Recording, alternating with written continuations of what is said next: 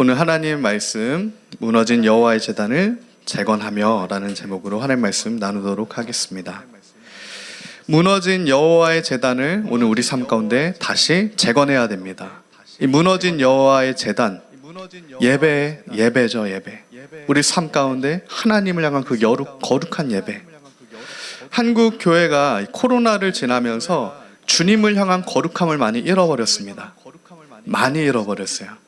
그러나 그 중에서도 가장 많이 잃어버린 게 바로 예배입니다. 하나님을 향한 예배의 중심과 태도와 하나님을 향한 그 마음을 잃어버렸어요. 예배를 포기하고 하나님 앞에 나아가는 것을 거부함으로. 하나님께서는 우리 인간들에게, 하나님의 백성들에게 가장 먼저 그 예배의 회복을 말씀하십니다. 무너진 여호와의 제단을 수축하라, 재건하라. 거기에서부터 모든 영적 전쟁, 모든 싸움이 시작된다. 그것을 우리에게 하나님 말씀을 통해 알려주시는 거예요. 하나님을 우리는 예배하는 존재로 창조되었습니다. 그렇게 주님께서 우리를 만드신 거예요. 그 예배자, 하나님 마음에 합한 자, 그 사람, 우리가 잘 아는 인물이 있습니다. 누굽니까? 다윗. 하나님 마음에 합한 거룩한 예배자입니다. 이 다윗은 예수님 오시기 1000년 전 인물이죠. BC 1000년경에 이 다윗으로부터 이스라엘이 세워지게 됩니다. 그러나 하나님의 마음에 합했던 다윗, 그 시대를 지나니까 그의 아들 솔로몬 때 되어서는 솔로몬이 우상을 숭배하게 됩니다. 우상 숭배의 결과는 끔찍했죠. 나라가 두 개로 쪼개졌어요. 하나님의 거룩한 백성 이스라엘이 두 개로 쪼개진 겁니다. 남유다와 북이스라엘. 우상 숭배의 결과였어요. 북이스라엘은 여로보암이 다스리게 되죠. 여로보암은 솔로몬의 부하였는데 다윗과 솔로몬의 부하였던 여로보암이 북이스라엘을 다스리게 됩니다. 그리고 남유다는 르호보암이 다스리게 돼요. 이렇게 두 개 국가로 쪼개진 이스라엘은, 특별히 북이스라엘은 200년 정도를 존속하게 됩니다. 그 기간 동안 무려 북이스라엘 왕조가 9번이나 바뀌어요. 2번, 3번도 아니고 9번이나 왕조가 바뀌는 겁니다. 왕이 바뀌는 게 아니죠. 아예 그 가문 자체가 바뀌어버리는 거예요. 20년에 한 번꼴로 바뀌게 되는 거죠.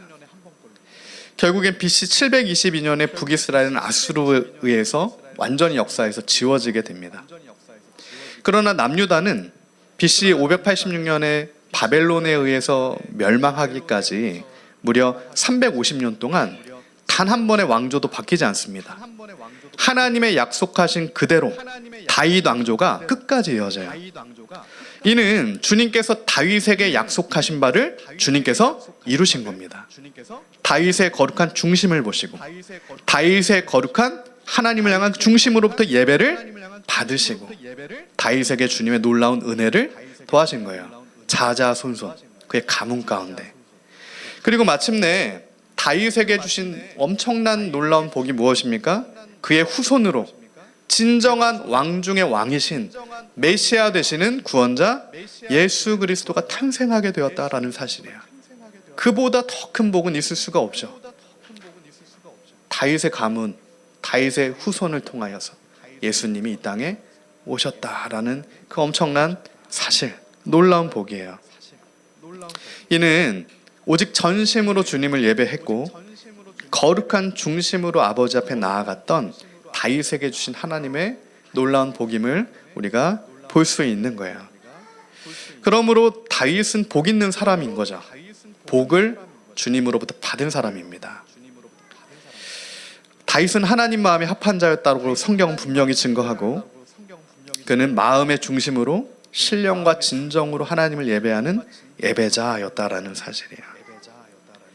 이처럼 거룩한 중심으로 하나님 앞에 나아가는 자들, 거룩한 예배자들에게는 반드시 주님께서 주시는 놀라운 복이 있습니다. 성경은 우리에게 증거하죠. 하나님을 믿는 자는 주님이 살아계신 하나님이신 것과 그를 믿는 자들에게 복 주시는 하나님이심을 너희가 알고 믿어라. 그 성경의 증거예요. 이와 같은 거룩한 중심이 있던 다윗의 고백, 시편 27편에서 다윗은 그 아름다운 고백을 합니다. 성경 있으신 분들은 같이 좀 살펴보겠습니다. 시편 27편 3절에서 6절이에요. 다윗의 고백입니다. 군대가 나를 대적하여 진칠지라도 내 마음이 두렵지 아니하고 전쟁이 일어나 나를 치료할지라도 나는 여전히 태어나리로다. 내가 여호와께 바라는 한 가지 일 그것을 구하리니 곧 내가 내 평생에 여호와의 집에 살면서 여호와의 아름다움을 바라보며 그의 성전에서 사모하는 그것이라. 여호와께서 환난 날에 나를 그의 초막 속에 비밀히 지키시고 그의 장막 은밀한 곳에 나를 숨기시며 높은 바위 위에 두시리로다. 이제 내 머리가 나를 둘러싼 내 원수 위에 들리리니 내가 그의 장막에서 즐거운 제사를 드리겠고 노래하며 여호와를 찬송하리로다. 아멘. 환난 날에 내가 주님의 성전을 사모하는 그 중심으로 하나님 앞에 주님 기뻐 받으시는 거룩한 그 장막 안에서 주님을 예배합니다. 그 다윗의 놀라운 고백입니다. 내가 평생에 여호와의 집에 거하며 주님을 예배하겠습니다. 비록 다윗의 삶에 모든 인생처럼 허물이 있었고 실수가 있었고 죄악으로 인해 그의 가문의 칼이 끊어지지 않았지만 그럼에도 하나님께서는 다윗의 거룩한 중심을 보신 겁니다. 다른 중심이 아니에요. 하나님을 향한 중심입니다. 그 예배자로서의 그 중심을 보시고 그의 삶에 놀라운 그의 실수에도 불구하고 복을 주셨다라는 거예요. 이 복은 우리가 알다시피 주님이 약속하신 것이 이루어지는 복입니다. 그의 삶에 임하는 구원의 은혜로 말미암아 그의 죄악으로 번민하는 심령이 평강의 복으로 충만해지는 복이에요. 성령 충만한 그 복을 하나님께서 우리에게 부어주시는 겁니다. 이처럼 하나님께서는 오늘도 주의 자녀된 저와 여러분에게 이 복을 부어주시기를 기뻐하심을 우리가 믿습니다.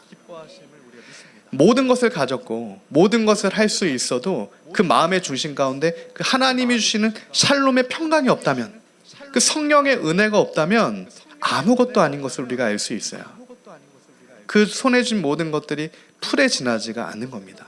그러나 오늘 하나님께서 오늘 우리와 함께 하시면 우리가 주님의 안에 거하여서 주님으로부터 생명생 강물을 공급받아서 샬롬의 평안함이 끊어지지 않는다면 군대가 나를 둘러 진쳐도 수많은 사람에 내가 둘러싸여 있어도 우리가 애워싸이지 않는다는 겁니다. 주님께서 우리와 함께하기 때문에. 그것이 다윗처럼 거룩한 중심이 있는 자들에게 주시는 여호와 하나님의 복임을 우리가 믿습니다. 그 성령 충만함의 은혜, 성령을 너에게 선물로 주신다. 그러한 하나님의 백성들에게 저는 오늘 그 은혜가 저와 여러분의 삶 가운데 임하길 간구합니다. 오늘 본문의 엘리야는 그와 같은 여호와를 향한 마음의 중심이 있던 하나님의 사람이었어요. 다른 차이가 아닙니다. 그 마음의 중심이 엘리야에겐 있었어요. 다윗에게 있었던 그 중심입니다. 그로 인해 엘리야는 주의 영으로 충만하여져서 그를 둘러싼 기세등등한 군대예요. 그 당시 아합의 군대, 아람을 물리쳤던 그 군대가 엘리야 한 명을 둘러싸도 그가 둘러싸이지 않는 겁니다. 담대할 수 있는 거예요. 주께서 나와 함께 하신다는 겁니다. 바알과 아세라의 거짓 선지자 850명도 두렵지가 않다. 그게 오늘 엘리야의 중심인 거예요. 그 중심이 오늘 역시 하나님의 백성들의 중심이 돼야 됩니다. 다른 중심이 아니에요. 만군의 여호와께서 나와 함께 하시는데 우리가 그 무엇을 두려워하리요.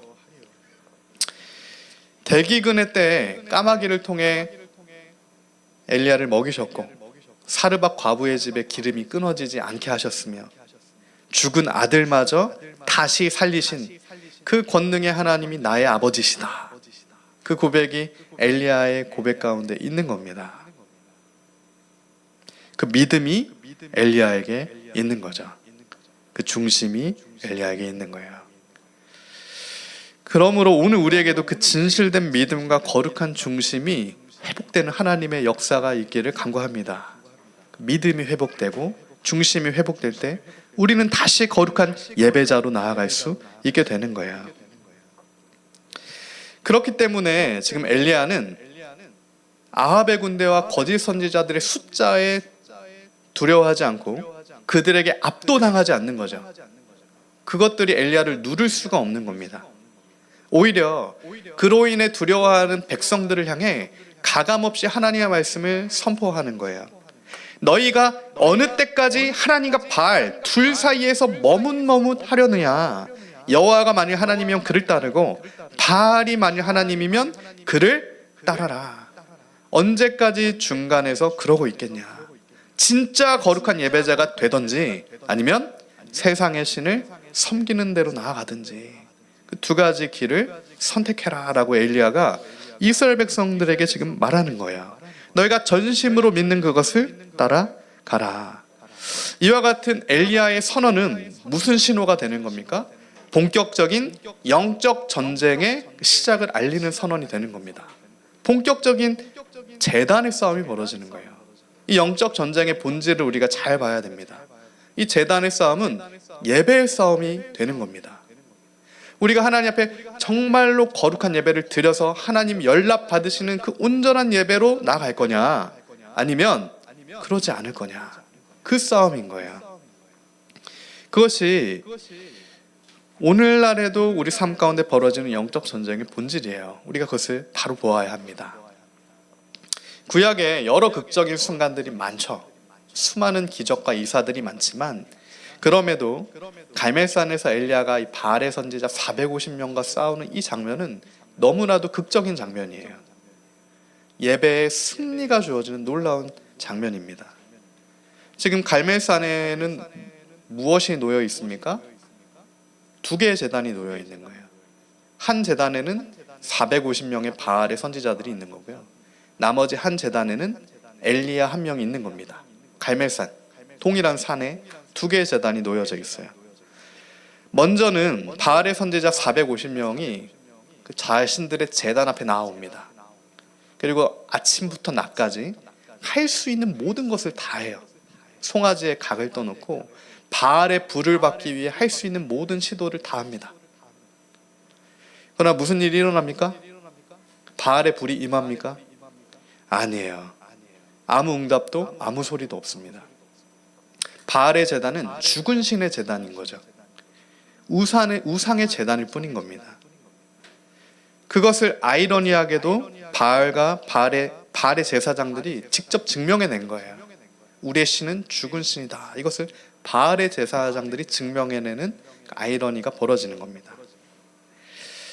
이들에겐 평강이 없었고 그들이 붙든 것은 죽은 우상일 뿐이었어요.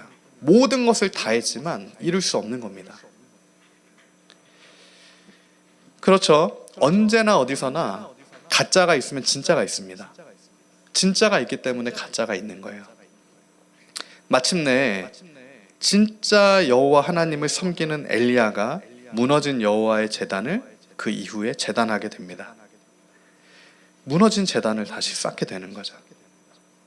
성경은 야곱의 아들들의 지파의 수요일에도 12개의 돌을 여호와의 제단 가운데 쌓았다 이렇게 얘기해요. 말씀대로 마치 여호수아 때처럼 그 12개의 돌을 쌓는 겁니다. 32절 말씀이에요. 그가 여호와의 이름을 의지하여 그 돌로 제단을 쌓았다. 지금 엘리야가 여호와의 제단을 쌓을 때 다른 것을 의지하는 게 아니라 여호와의 이름을 의지해서 예배의 제단을 쌓았다라고 증거하고 있어요. 오늘 우리가 주님께 나아가는 예배, 무엇을 의지하며 나아가십니까? 여호와의 이름만을 의지하며 그 예배 가운데 나아가는 그 진짜 예배자를 주님이 찾고 계신 거예요. 나의 힘이 아닌 겁니다. 예수님의 이름을 의지하여 아버지 앞에 신령과 진정으로 예배하는, 그렇게 예배하는 자들을 주님께서 찾고 계신다. 그 한 사람, 다윗 같은 한 사람, 엘리야 같은 한 사람이에요.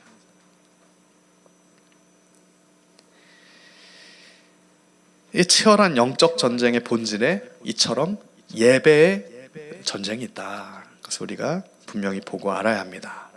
주님께서 그 눈을 띄워주시기를 축복합니다. 그래서 사단은 특별히 사마귀죠. 사마귀는 다른 게 아니에요. 우리 삶의 다른 부분을 흔드는 게 아닙니다. 본질적으로 이 사마귀가 흔드는 것은 예배예요. 우리 삶에 하나님을 향한 예배를 무너뜨리는 게 사마귀의 목적이에요. 사마귀 뭡니까? 사단, 마귀, 귀신의 줄임말. 사마귀.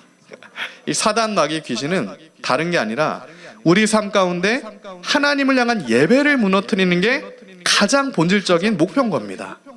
그것만 되면 다 주는 거예요. 그것만 될 수 있으면 모든 걸 다 주는 겁니다. 그러나 이 예배를 막을 수 있으면, 하나님 향한 신령과 진정의 그 중심을 막을 수 있으면 뭐라도 사단은 다 내어준다는 거예요. 그 예배를, 거룩한 중심을, 하나님을 향한 중심을 무너뜨리는 것, 이처럼 사단이 성경에 보면 욥을 유혹한 것도 다른 이유가 아니었습니다. 하나님을 향한 예배의 그 중심을 무너뜨리기 위해 사단이 욥을 시험했던 거죠. 그리고 하나님이 그것을 허용하셨던 겁니다. 그러므로 오늘 우리 삶 가운데 가장 중요한 것은 다른 것이 아니라 주님을 향한 예배의 회복임을 우리가 믿습니다. 다시 그 거룩한 중심으로부터의 회복이에요. 무너진 여호와의 제단을 재건해야 됩니다. 혼합된 제단이 아니라 중심으로부터 아버지 앞에 나아가는 그 예배가 오늘 우리 안에 회복돼야 돼요. 너희가 하나님을 섬길 것이냐, 세상의 신 바알을 섬길 것이냐. 이와 같은 엘리야의 물음이 오늘 우리 한국교회 가운데 있습니다. 모든 저와 여러분 다 포함해서 한국교회 성도들 각자에게 다 이 엘리야의 물음이 들리는 거예요. 주님 곧 다시 오시는 이때, 주님 곧 다시 오시는 이때 성령의 기름을 준비하여 주님 맞이할 준비하는 다섯 처녀처럼 그렇게 진정한 예배자로 깨어있는 하나님의 백성들을 주님께서 호령의 소리로 지금 깨우신다는 거예요.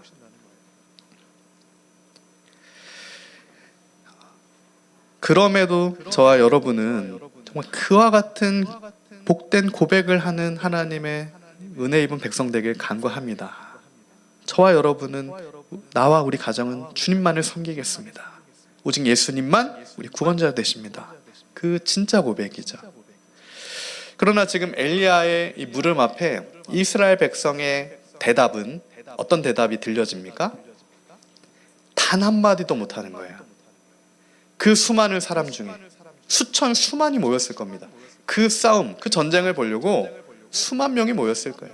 근데 그 수만 명 중에 한 명이 보이지가 않는다는 거죠. 백성들이 단 한마디도 하지 못했다. 그것이 지금 소경된, 벙어리 된 이스라엘 백성의 상태다라고 우리에게 알려주시는 겁니다. 이 땅에 온전한 예배자가 한 명도 남아있지 않다. 너무 오래된 거죠.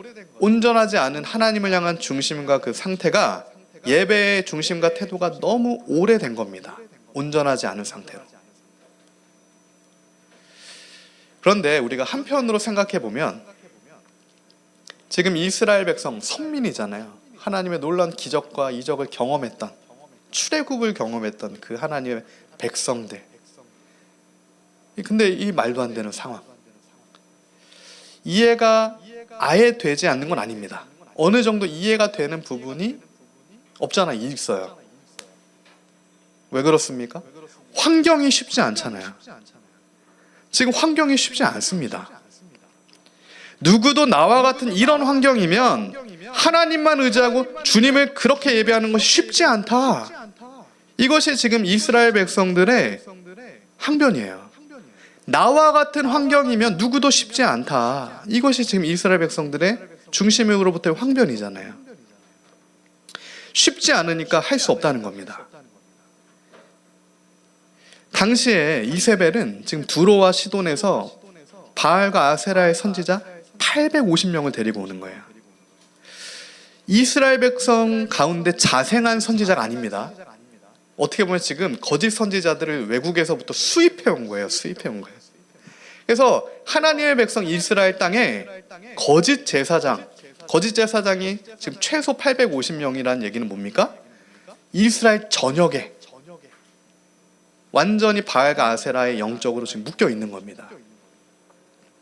영적으로 묶여 있으니 모든 것이 공허한 상태인 거예요. 힘이 없는 거죠. 하늘은 닫혔고 땅은 메마르고 영적으로는 파산 상태고. 지금 이스라엘 백성들이 몰라서가 아닌 거예요. 압니다.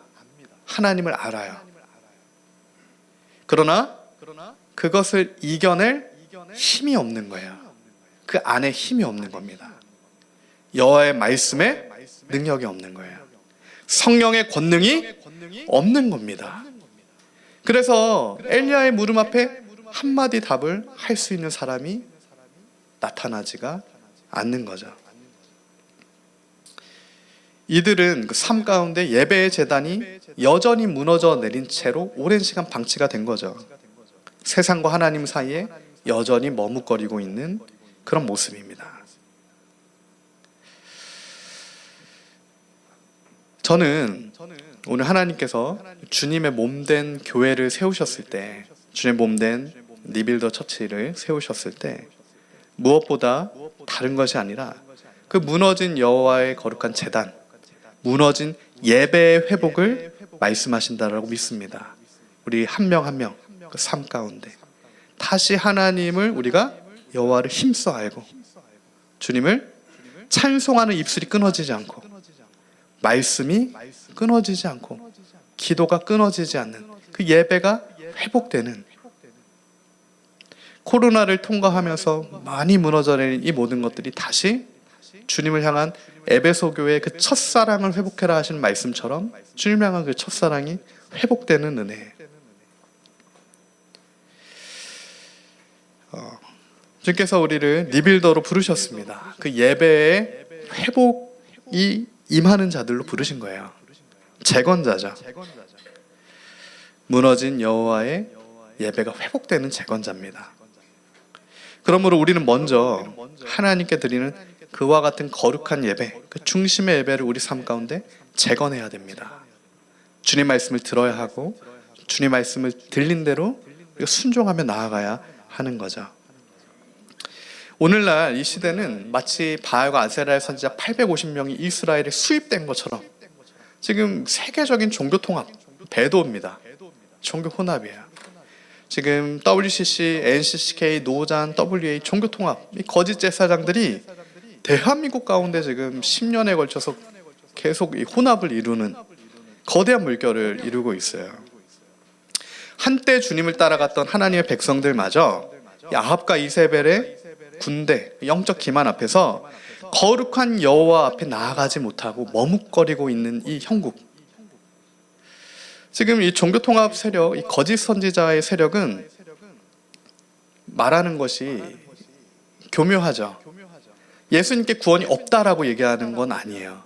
너희가 바알과 하나님을 같이 섬기라라고 말하는 거예요. 그러니까 이게 무슨 얘기냐면 예수님에게도 구원이 있고 다른 것에도 구원이 있다. 이렇게 얘기하는 겁니다. 그러니까 예수님도 구원이 있다. 이게 지금 세상의 종교 혼합 바알의 선지자들이 얘기하는 바인 거예요. 그러나 성경은 뭐라고 우리에게 증거합니까? 오직 예수님만 구원이신 겁니다. 예수님도 구원이 아니라 예수님만 구원이신 거예요. 우리는 하나님께만 예배드리는 예배자가 되는 겁니다. 오직 예수예요. 오직 복음입니다.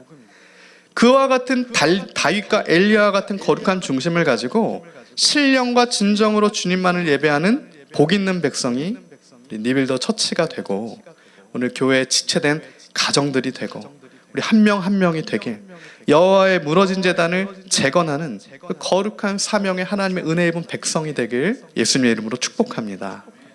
그러므로 오늘 우리가 다시 그 회복된 우리 안에 주님을 예배할 때 샘솟는 감격으로 충만한 성령 충만한 하나님의 백성, 거룩한 예배자가 되기 위해선 오늘 우리가 주님의 말씀 앞으로 나아가는 것을 머뭇거리게 만드는 그 사단의 미혹, 사마귀의 미혹을 하나님 말씀의 검입니다. 성령의 검으로 모두 잘라내야 됩니다. 이 끈을 잘라내지 않고는 우리는 계속 그 끈에 매어갈 수밖에 없어요. 오직 성령의 검으로만 잘라낼 수 있는 겁니다. 우리의 골수를 쪼개는 거예요. 우리가 병에 걸렸을 때, 특별히 암과 같은 중한 병에 걸렸을 때 그것을 그냥 내버려 두지 않습니다. 그러한 미련한 사람은 없어요. 내가 암을 발견했다. 1기 때 암을 발견했다. 그러면 말기 될 때까지 기다려야지. 이렇게 생각하는 사람이 있을까요? 없습니다. 하나님께서 암 초기 때 발견케 하셨구나. 바로 병원에 갈 거예요. 그리고 수술을 받습니다. 치료를 받겠죠. 암을 도려내는 겁니다. 오늘 우리 안에 하나님을 향한 예배를 가로막는 암과 같은 것이 우리의 중심 가운데 있다라고 하면 그것을 주님께서 말씀을 통해 조명해 주셨을 때 그것을 제거해야 되는 거예요. 예배 가운데 감격을 잃어버렸다면 다른 문제가 아닌 겁니다. 그 암덩어리들을 도려내야 되는 거예요.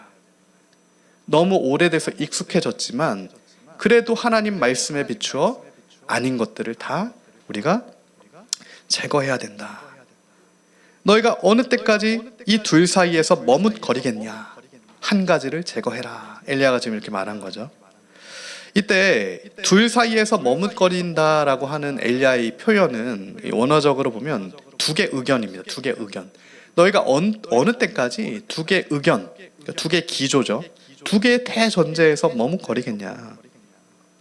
그리고 이 머뭇한다라는 뜻은 파스하는데 이건 절뚝거리는 겁니다. 그러니까 담대하게 어느 한 의견에도 있지 못할 수밖에 없는 거예요. 믿음이 없으니까요. 그러니까 절뚝거리면서 있는 겁니다. 그래서 이것을 문자적 의미로 옮기면 어느 때까지 두 의견으로 나뉘어서 절뚝거리겠냐 이렇게 얘기하는 거예요. 우리가 성경을 보면 지금 오늘 열왕기상을 보면 이세벨이 하나님의 선지자들을 죽이고 박해하는 것을 보면서도 알 수 있죠. 이 두 가지 의견은 양립 불가능한 겁니다. 하나님과 바알은 양립 불가한 거예요. 여호와의 제단과 바알의 제단은 양립이 불가한 겁니다. 그러므로 하나님께서 오늘 우리에게도 이처럼 여전히 진리와 비진리 사이에서 우리가 머뭇거리고 있을 때 분명한 하나님의 진리와 분명한 거짓된 비진리 안에 절뚝거리고 있을 때 그것이 환경의 위협이든 군대 위협이든 어떤 사람의 관계든 여전히 그러고 우리가 있을 때 우리에게 과감한 신앙적 결단을 촉구하신다는 겁니다. 나와 나의 집은 여호와만을 섬기겠다. 그 중심으로부터의 결단을 촉구하고 계신다. 이것이 여호수아 24장 16절에서 여호수아를 통해 하나님께서 이미 앞서서 이스라엘 백성에게 하신 말씀이었어요. 약속의 땅에 들어갈 때 약속의 땅, 주님이 주신 땅이죠. 약속의 땅으로 하나님께서 너희를 들여보내셨을 때 너희가 하나님의 약속을 의지하여 믿음으로 여호와만을 섬기면 그 약속대로 여전히 놀라운 복이 후손의 후손에게까지 이어지겠고 하나님의 약속의 땅에 너희가 들어갔을 때 다른 신을 섬기면 그 약속이 끊어지기 때문에 너희에게 더 이상 주님의 복이, 그 평강의 복이 임할 수 없을 것이다. 뿐만 아니에요. 이것은 구약에만 해당되는 내용이 아닙니다. 신약에서 분명하게 하나님께서 교회들에게 하신 말씀이죠. 요한계시록 3장에 특별히 라오디게아 교회, 마지막 교회죠. 7교회 중에서도 마지막 교회였던 라오디게아 교회에게 다음과 같이 말씀하셨어요. 요한계시록 3장 14절에서 22절 말씀입니다. 내가 너의 행위를 아노니 내가 차지도 아니하고 뜨겁지도 아니하다. 내가 차든지 뜨겁든지 하기를 원한다. 내가 이같이 미지근하여 뜨겁지도 아니하고 차지도 아니하니 내 입에서 너를 토하여 버리리라. 내가 말하기를 나는 부자라 부요하여 부족한 것이 없다 하나 너의 공고한 것과 가련한 것과 가난한 것과 눈먼 것과 벌거벗은 것을 알지 못하는도다. 내가 너를 권하노니 내게서 불로 연단한 금을 사서 부요하게 하고 흰옷을 사서 입어 벌거벗은 수치를 보이지 않게 하고 안약을 사서 눈에 발라보게 하라. 물은 내가 사랑하는 자를 책망하여 징계하노니 그러므로 내가 열심을 내라. 회개하라. 볼지어다 내가 문 밖에 서서 두드리노니 누구든지 내 음성을 듣고 문을 열면 내가 그에게로 들어가 그와 더불어 먹고 그는 나와 더불어 먹으리라. 이기는 그에게는 내가 내 보좌에 함께 앉게 하여 주기를 내가 이기고 아버지 보좌에 함께 앉은 것과 같이 하리라. 귀 있는 자는 성령이 교회들에게 하시는 말씀을 들을지어다. 아멘. 누구든지 내 음성을 듣고 문을 열면 내가 그에게로 들어가 그와 더불어 먹고 그는 나와 더불어 먹게 될 것이다. 그리고 아버지 보좌에 함께 앉은 것과 같이 할 것이다. 그 약속이 교회들에게 주어진 거예요. 하나님의 백성들에게 주어진 겁니다. 귀 있는 자들은 이처럼 성령이 교회들에게 하시는 말씀을 들을지어다. 우리가 그 주님의 말씀을 들어야 합니다. 성령이 오늘날 교회들에게 하시는 말씀을 들을지어다. 미지근한 데서 나와서 여호와의 무너진 예배의 제단을 다시 재건하고 수축하라, 회복하라. 그 말씀을 우리가 오늘 들어야 할 줄 믿습니다. 이처럼 여호와의 무너진 제단을 수축한 엘리야는 다시 백성들을 향하여서 통 내새에 물을 가득 담아서 여호와의 제단, 재건된 여호와의 제단에 부으라고 요청을 합니다. 제단에 물이 막 부어 있어요. 이렇게 했던 이유가 있는데, 당시에 그 거짓 선지자, 거짓 제사장, 다른 종교에서는 그 제단 밑에 공간을 내서 일부러 인위적으로 불이 붙는 연출도 막 했다고 해요. 그래서 그런 모든 의심을 다 파하는 겁니다.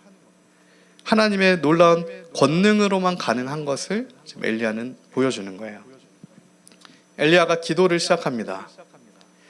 아브라함과 이삭과 이스라엘 하나님 여호와여, 주께서 이스라엘 중에서 하나님이신 것과 내가 주의 종인 것과 내가 주의 말씀대로 이 모든 일을 행하는 것을 오늘 알게 하옵소서.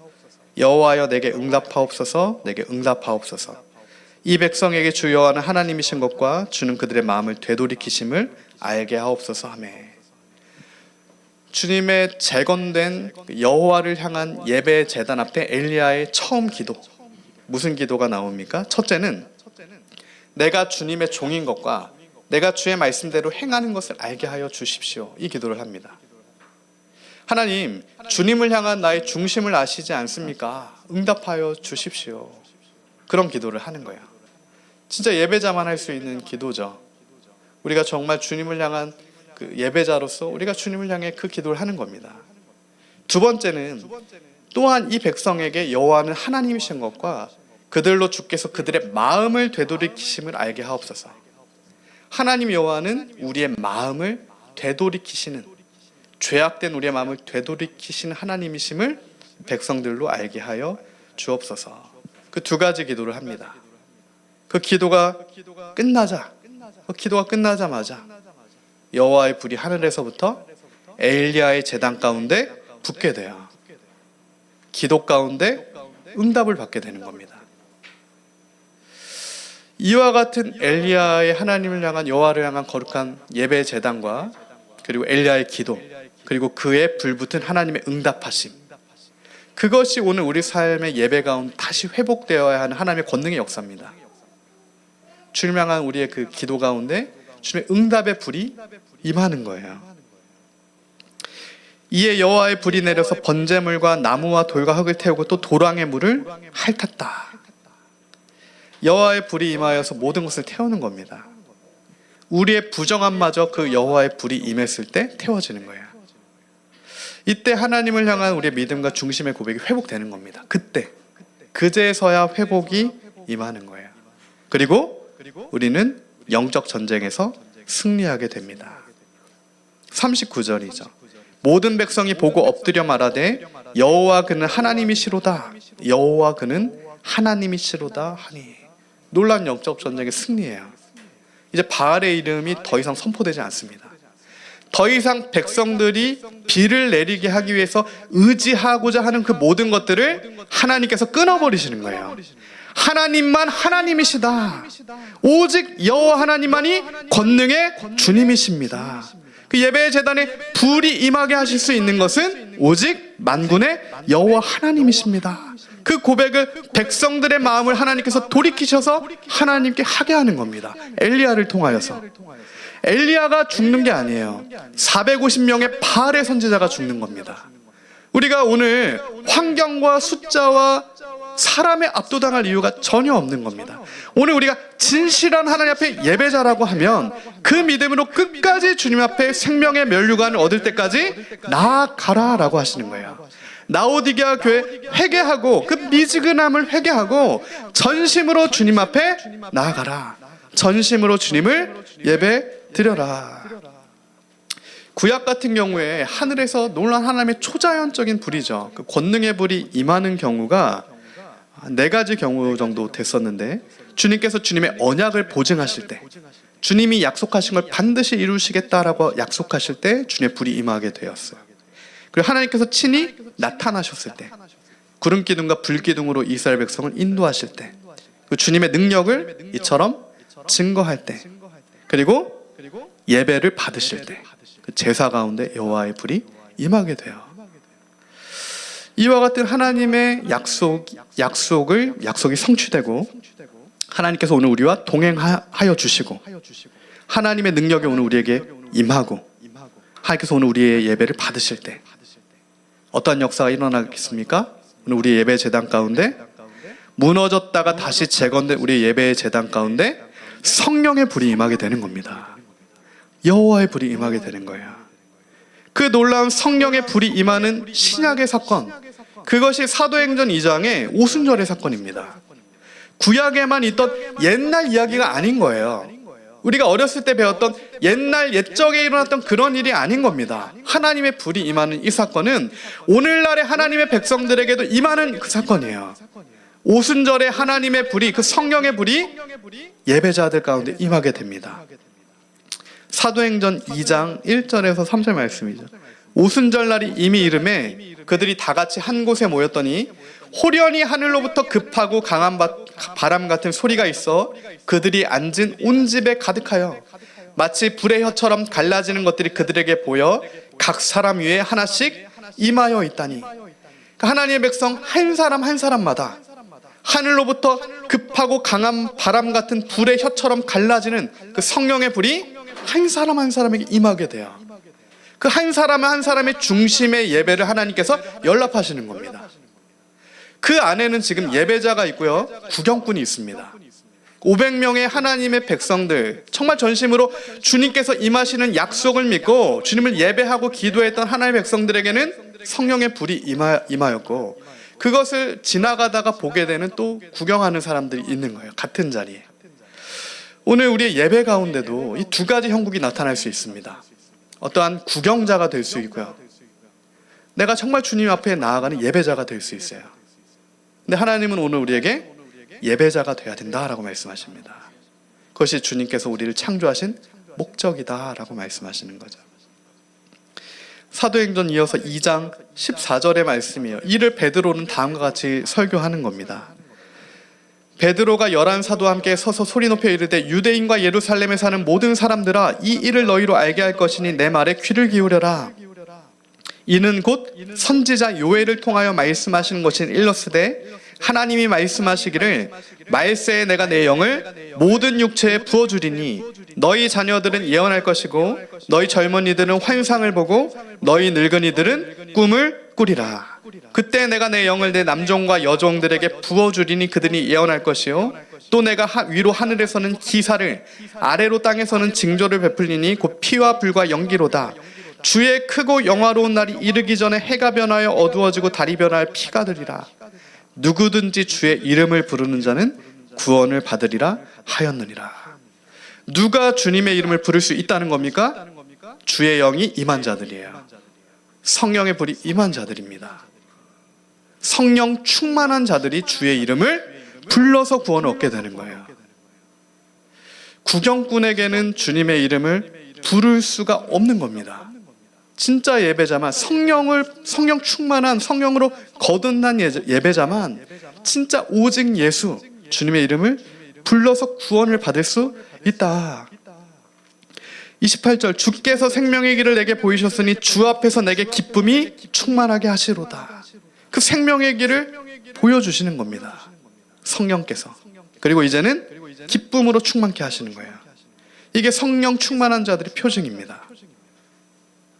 하나님이 오른손으로 예수를 높이시며 그가 약속하신 성령을 아버지께 받아서 너희가 보고 듣는 이것을 부어주셨느니라.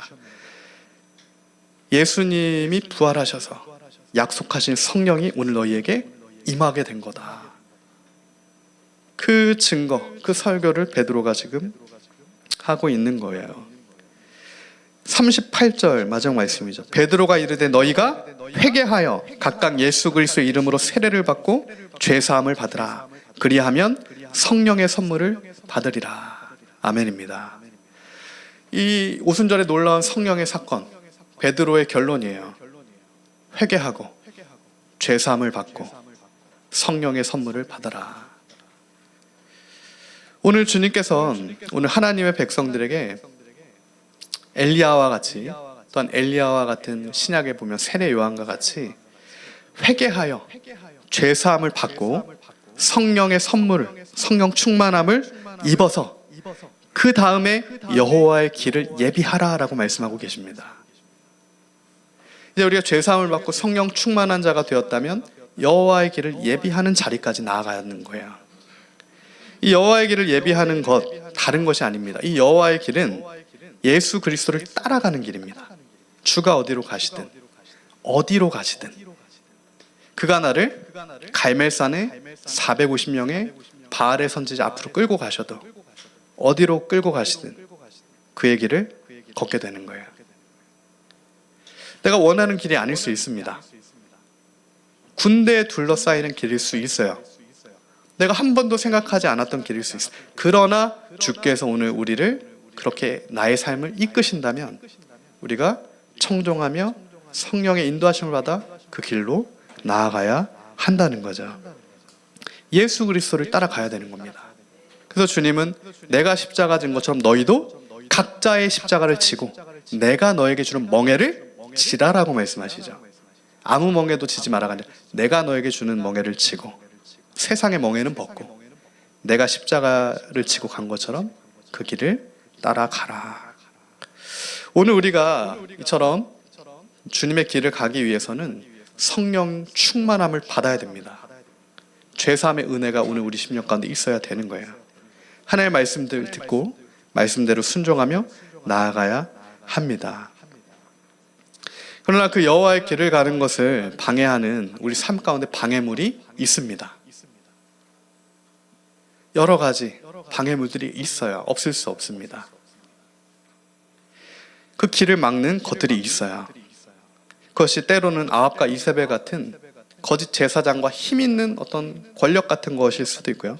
어떤 강대한 세력일 수도 있습니다. 어떤 무리일 수도 있고요. 어떤 사람, 여러 가지가 될 수 있어요. 그러나 그것들은 여호와 하나님 앞에선 아무것도 아니다. 거대한 세력이 있다고 할지라도 하나님께서 우리에게 두려워하지 말아라 라고 말씀하고 계십니다. 두려워하지 말고 오직 여호와 하나님만을 바라라. 그때 주님이 주시는 새 힘이 오늘 우리 삶 가운데 충만하여져서 우리가 다시 여호와 앞으로 힘있게 나아가는 주의 백성 될 것을 믿음으로 그렇게 되기를 축원합니다. 끝으로 오늘 말씀을 정리하겠습니다. 성경에 보면 거룩한 예배자들이 많이 나옵니다. 엘리야의 중심, 그리고 다윗의 중심을 가진 거룩한 예배의 회복을 이룬 그 복 있는 사람들이 나와요. 근데 그 중에 제가 더 특별히 주목하게 되는 것은 개인도 있지만 복 있는 자손들이 나오는 것을 우리가 성경을 통해 알 수 있어요. 복 있는 자손들, 진정한 재건자들입니다. 이 복 있는 자손들이 지은 시편이 있는데 그것이 시편 84편입니다. 시편 84편 1절과 10절 말씀이에요. 만군의 여호와여 주의 장막이 어찌 그리 사랑스러운지요. 주의 궁전에서의 한날이 다른 곳에서의 첫날보다 나은즉 악인의 장막에 사는 것보다 내 하나님의 성전 문지기로 있는 것이 좋습니다. 이 시편 84편을 많은 분들이 다윗의 시로 알고 있는데 이 다윗의 시가 아닙니다.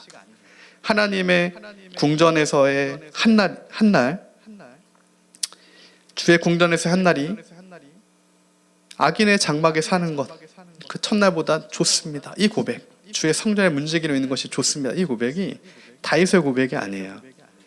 이와 같은 고백을 하는 이들, 이 복 있는 자손들은 다름이 아닙니다. 고라의 자손들이에요. 고라의 자손들. 고라의 자손 누굽니까? 우리 성경을 보고 알 수 있죠. 고라의 자손은 반역의 자손들이죠. 고라의 자손은 원래 모세 아론에게 반역했던 이들이 고라의 무리입니다. 그러나 고라의 반역에 동참하지 않았던 자손들은 살아남아서 하나님을 섬기는 놀라운 사명을 받게 되는 거예요. 놀라운 직분을 하나님으로부터 받게 되는 겁니다. 당시에 이 고라의 자손들은 여호와의 성전에서 성전 문지기 역할을 합니다. 또한 하나님을 찬양하는 찬양대 직무를 역임했어요. 그러니까 하나님을 찬양하는 것과 성전의 문지기로 있는 것, 이것이 고라 자손들에게 주어진 놀라운 하나님의 은총의 복이었던 거예요.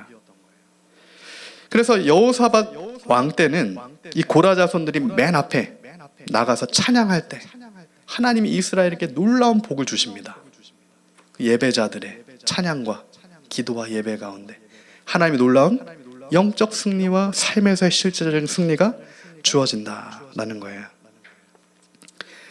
반역하는 중심으로 저주받아 땅에 삼켜져 함께 매몰될 수밖에 없는 고라의 자손들이었지만 하나님께서는 하나님을 예배하는 성전의 문지기와 거룩한 중심이 있는 하나님을 찬양하는 예배자로 바꾸어 주셨다. 그의 삶을 바꾸어 주신 거예요. 예수 그리스도의 십자가의 그 은혜가 오늘 우리에게도 동일하게 있는 겁니다. 이것이 복음의 능력임을 우리가 믿습니다. 우리를 달리시 살리시는 그리스도의 십자가의 복음의 능력이에요. 고라와 다단같이 하나님 앞에서 사망으로 끌려갈 수밖에 없었던, 땅에 함께 삼켜질 수밖에 없던 우리를 주님께서 주님을 예배하는 예배자로 다시 바꿔주신 겁니다. 주님의 궁전에서 한날이 악인의 장막에 사는 것보다 좋습니다. 그 고백을 할 수 있게 해주시는 거예요.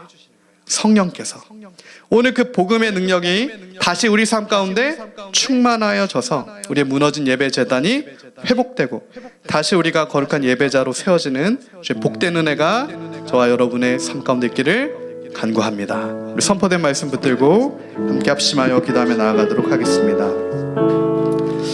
하나님, 이 시간에 우리가 함께 기도합시다. 하나님, 우리가 다시 전심으로 아버지 앞에 나아가 전심으로 주님을 예배하는 거룩한 예배자되길 간구합니다. 주님, 우리의 모든 죄악을 도말하여 주시옵시고 우리가 주 앞에 온전히 설 수 있도록 은혜 더하여 주시옵소서. 우리 합심하여 기도합시다.